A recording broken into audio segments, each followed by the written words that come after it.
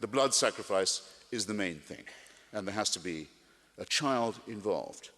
This seems to me to be disgraceful, and what's taken for granted that goes with it, because it was practiced on Isaac too in the form of a covenant and imitated by others, the genital mutilation of the young, to seal the pact with God, to say, nothing matters to me, not the life or health or bodily integrity of my child, never mind that.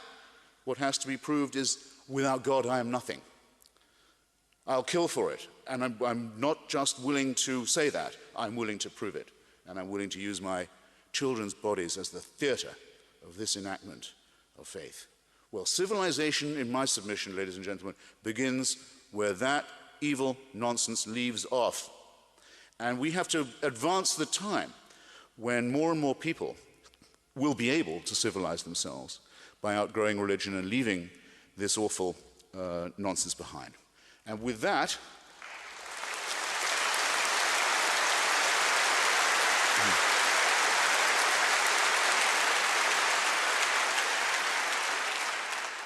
I think I've realized that if you haven't copped my drift by now, I might as well go and sit in that chair anyway.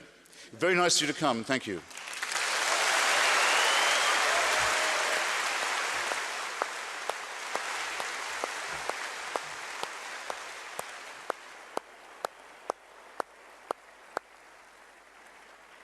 Have a quick drink of water while you can.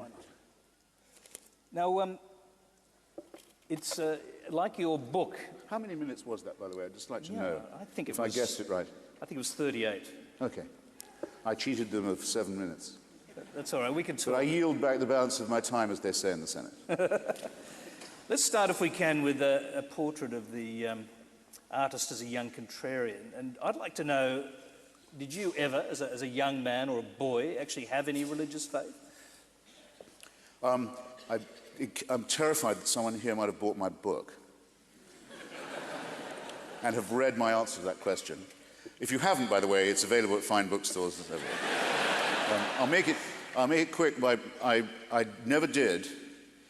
I think a lot of people have the same experience as me. I wasn't maltreated by any faith or any church or anything like that. I didn't have a reverse Damascus of losing my faith. What I did was more like discover that I didn't believe. I think probably there are a fair number of people here who know what I'm talking about, who had the same experience. The way I discovered it was this. I had a nice teacher called Mrs. Watts, an old trout, when I was at a boys' school in Devonshire. I must have been about 10. And she was our nature teacher, nature walks.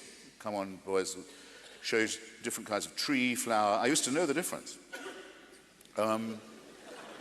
Bird, that sort of thing. But she was also our scripture teacher. I used to enjoy scripture lessons because it was my first, I didn't know this, but it was my first work as a literary critic.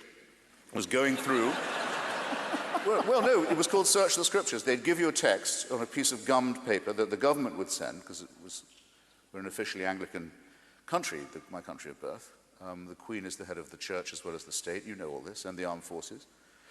I hope she has a long life, if only because the moment she checks out, her bat-eared, chinless, resentful, Islam-fancying son will become the head of the church and the head of the state and the armed forces at that instant, which is what you get if you found a regime on the family values of Henry VIII. But I digress.